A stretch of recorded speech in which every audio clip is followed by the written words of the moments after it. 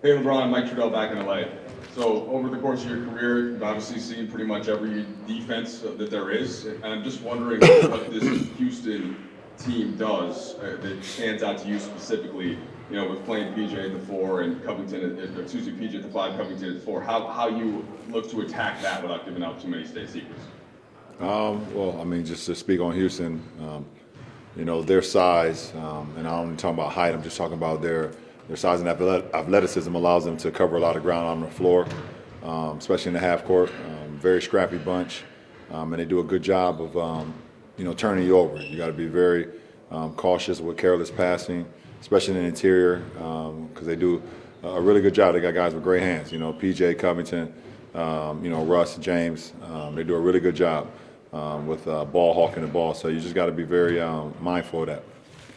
And then defensively, just the key with the dribble penetration for Russ and James, and kind of keeping them off the rim, but not rotating too far off all those shooters, right? That they want to have open. How do you strike that balance as a defense?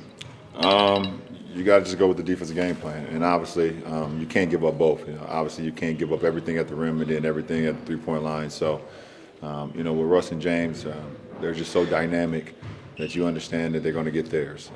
But you got to be able to limit their free throw attempts. James is number one in our league at free throw attempts and free throws made. Been like that for the last 5 years probably, if not more. So you can't allow him to make his threes, but also put him on the free throw line and get in the paint. So you got to be able to try to take something away.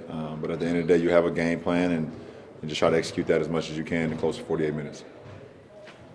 Hey LeBron, it's Dave. Back when we were in normal times with the All-Star draft, you picked Dame, and you played in the first round. You picked Russ and James, also to your second-round opponents. There's that term, your favorite player's favorite player. I don't know if you've ever heard that thrown around, but what appeals to you about James and Russ? What's the extra stuff that they have that maybe the average fan might not see? I think what people get lost in translation with James is how available he is to his teammates, night in and night out. I mean, if you look at how many games he plays per year and how many minutes he plays throughout the course of his career, pretty much he's always been available. He's always been in uniform, and he's been doing this at a high level for a lot of years. I think that's what kind of get lost in translation because everybody kind of looks at Euro stepping and step back threes, but when you're available to your teammates, that's gigantic to any sport or any craft or anything that you're doing in life. If you're just available to someone, they know they can always count on you. I think that's pretty much one of the best things that people don't recognize. Well, Russ, he's just an assassin. He's full throttle, and he could care less when anyone thinks about his game. He goes on and play his way, and he's been successful with doing that. So, they're two great basketball players. Two really good guys. Great guys. More importantly, but they just do what they do. They go out and they take care of their business, and they pretty much don't care what anyone says. By just the way they play. All right, Tanya. Well, you made such a push for voting and fighting voter suppression, encouraging people to vote. There was that figure that came out that only 20% of NBA players voted in the last election. Why do you think that's the case, and do you think that will change going forward? Why do I think that's the case? I have no idea, but you can always go back to, like I always talk about how black kids and black people in the community don't believe that their vote matters. We don't think, we grow up and we don't think that our vote actually matters to who becomes president. We've seen recounts before. We've seen our voice be muted over our whole lives. And I believe that a lot of people, including even when you get to the NBA, you still have those same life things that's kind of hunted you when you were younger. That's kind of got to this point now. For me, my goal is to change that and to educate, not only my peers but their communities as well, to let them know that our voice is being heard, our vote is being counted, and it's a huge push for us as a nation to take that right. That is a right that we have, and to use it, in the greater scheme. So that's all I can say about it. Thanks. Kyle Boone? You brought up James's step back threes.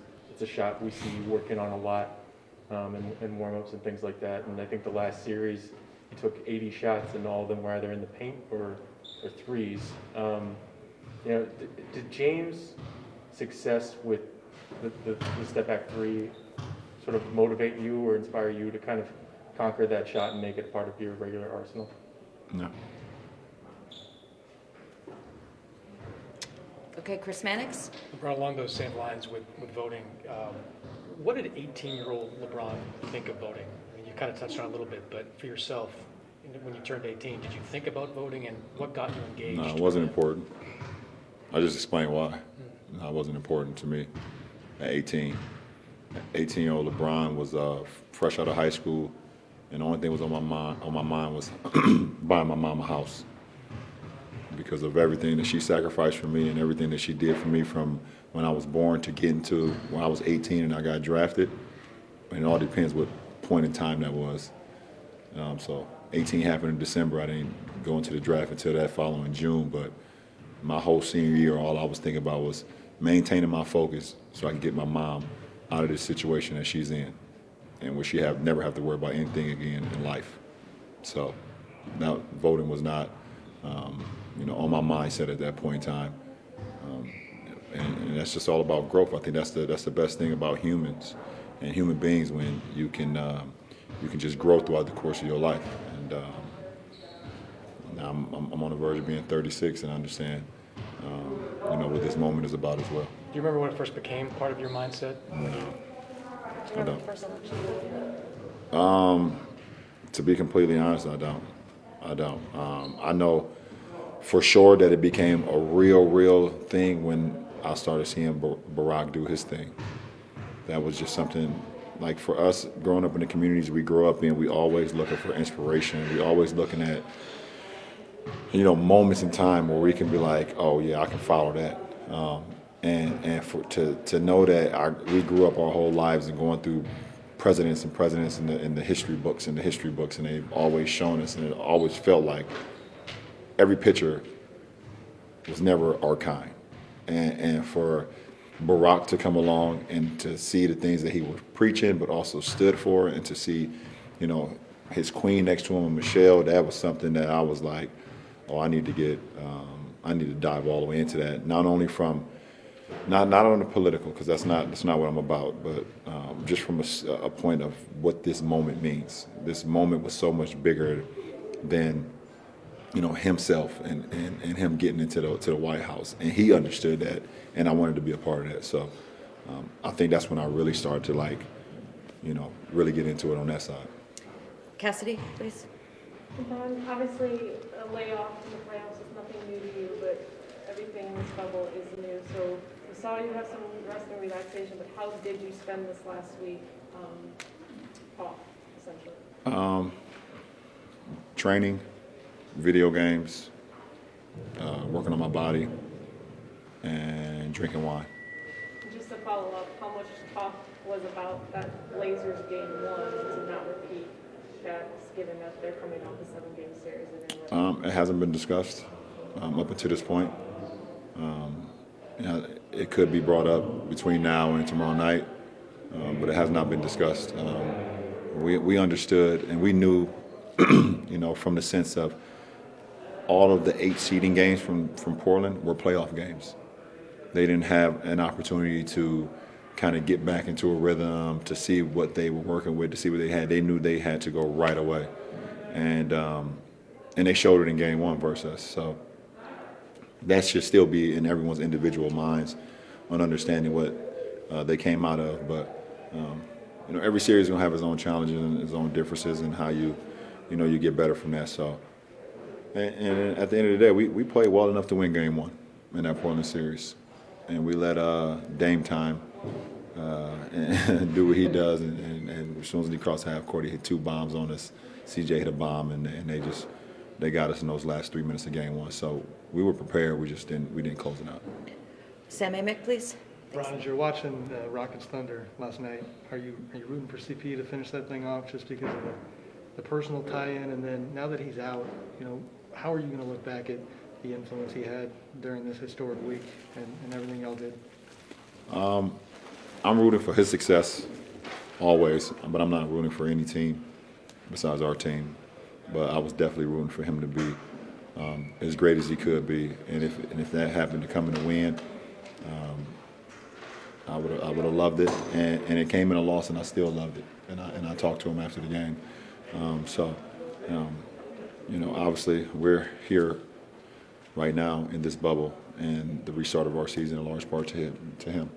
And to everyone that had anything to do with the NBPA. But CP was very instrumental to this thing getting restarted. So commend him on that, and his leadership, his candid words since he's been here, both on and off the floor. So just another inspiring person, man. Not only from a basketball perspective, we all know what the percentage is, and all the talk was, they basically, felt like they traded him to the slums, and everybody was like he and laughing about the whole situation. And CP's done whatever, he showed what he's all about. Obviously, I love that part, and then just him understanding the moment as well off the floor, and just speaking to the facts of what's going on in the landscape of the U.S. and the world right now. So much respect to CP for sure. All right, last two questions. TC will close it out. All right, let's go to Bill. Hey, LeBron, could you expand a little bit on just the experience of watching that Game 7 last night and, going literally down to the last second, not knowing who you were going to play? Did you watch it alone? Were you with some of your teammates? What was the environment? What was it like watching it? Man, if you're a fan of basketball, then you love the ending, back to back, possession by possession, and seeing, what can happen. Obviously, I'm not gonna get into the details of, how we watched it, but I was with a few of my teammates, quite a few of them, just getting a sense of not only from a scouting, aspect, but from a fan aspect as well. And it was a great Game 7. It was, for a fan and a fan of the game and the playoffs. I think it was great basketball. Yeah, LeBron, you've played, I don't know how many playoff series in your career. Where does this rank on just kind of the strangeness stylistically? I mean, they're going no centers. They're going to shoot 53s a game. Just how strange do you think this matchup could be? It's 5 guys versus 5 guys. It's basketball. You had. It's not the first time I've went against 5 guys that shoot threes in my basketball life. So I've played against all different types of lineups before, since I started playing basketball when I was 9 years old. So there's nothing strange about it. It is what it is, and we have to prepare for it, and we have to be great every night in order to win. And if we're not, we'll lose. It's that simple. Thank you for watching ESPN on YouTube. For live streaming sports and premium content, subscribe to ESPN+.